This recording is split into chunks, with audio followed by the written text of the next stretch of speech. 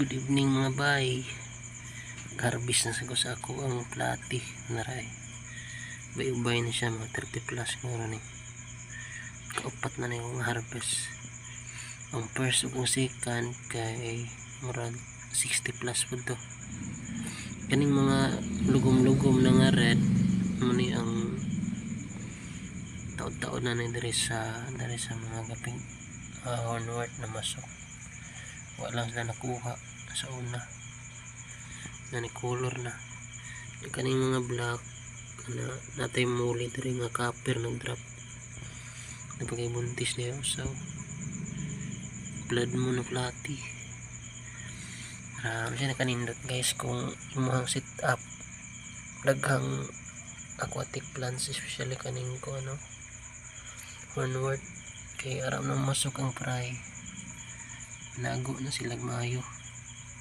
siya makaon sa dagko unya nindot kung kuan gabiin mo siya i-check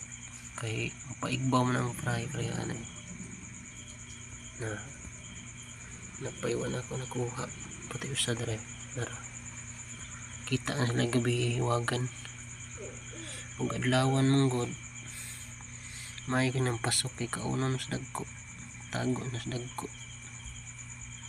nya kaning akong plati guys makahatag na ko ni sa kuang mga amigos sa una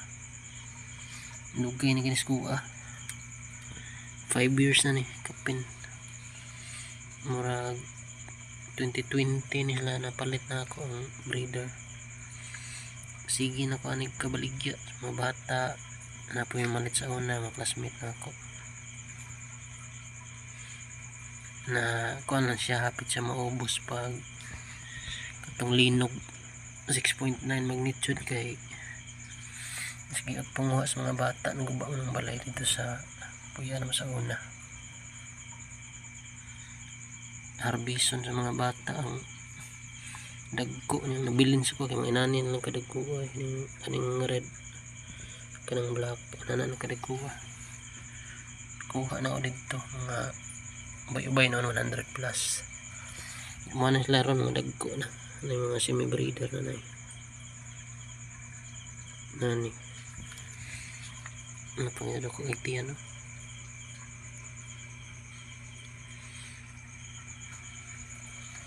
full ana lang gid ang mga bata sa unang kinuha ay sumuha kay